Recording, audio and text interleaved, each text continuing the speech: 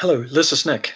I'm in Australia from the Centre of Big Data Research in Health of the University of New South Wales. In this video, I'd like to share with you some findings of our paper, Plastic and Stable Gated Classifiers for Continual Learning. Our continual learning method mostly followed the challenge winner paper of CLVision 2020 from last year. In that paper, the sequential learning backbone network is split into two parts, a feature extractor and a classifier.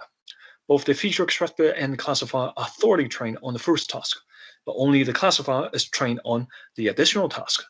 By selectively modifying a small part of the backbone network, they were able to achieve impressive results on minimizing forgetting. Our own work built on top of their success, and we wanted to look for better classifier network designs to further mitigate forgetting. Let us first concern a conventional transformation in a feed-forward network, where the layer input AL gamma minus 1 undergoes a nonlinear transformation H parameterized by WL gamma, and that the layer output is AL gamma.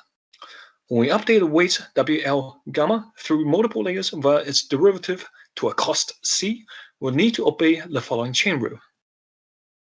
And if we consider the success of residual connections and highway connections, we can see that it is because that those two designs spent a large effort in analyzing the term in the purple square bracket term. More specifically, both introduced the identity matrix into that term, with the formulation now shown on the screen. So then occurred to us, how about the other term, the one in the curly braces? If we analyze the curly braces term, we can reveal some interesting properties. And now we list their corresponding forms on the screen. On one hand, you'll find that the term is identical for the residual connection and the conventional MLP. On the other hand, you'll find that the gated unit of the highway connection TL gamma is also introduced in this term. So what does this mean? Since the highway connection gated unit is conventionally activated by sigmoid function, TL gamma is between 0 and 1. Therefore, the gated unit scales down the gradient if we use highway connections in a classifier network.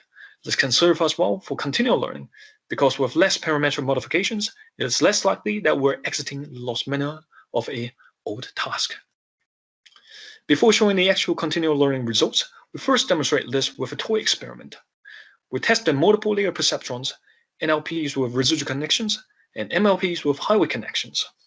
We first update them on the MNIST dataset for 525 iterations, and then on KMNIST dataset for another 525 iterations.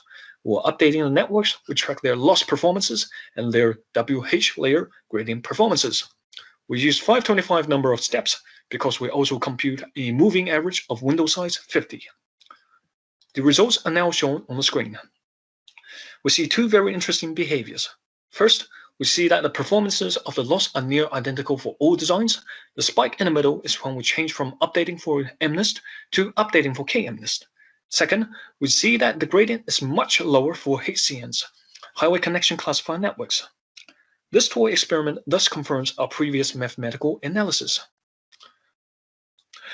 We found 4 remarks in employing HCNs as classifier networks. First, as shown on the screen, HCNs are able to achieve better final average accuracy over all tasks and incur less forgetting for previously learned tasks. This shows that our HCN treads a fine balance between plasticity and stability. Second, and consider residual connections and highway connections. Compared to conventional MLP classifiers, there are no advantages in employing residual connections, while HCNs perform much better. This again showed that the specificity of highway connections. Third, and now on the same table, HCNs can be employed along with different archetypes of continual learning techniques that can be employed with replay-based GM, with the regularization-based EWC, and they can also be applied with the dynamic architectural-based HAT. Finally, when we plot the change in accuracy over the entire course of sequential learning, we found that naive HCN itself achieves better continual learning performances than MLP classifiers applied with continual learning techniques.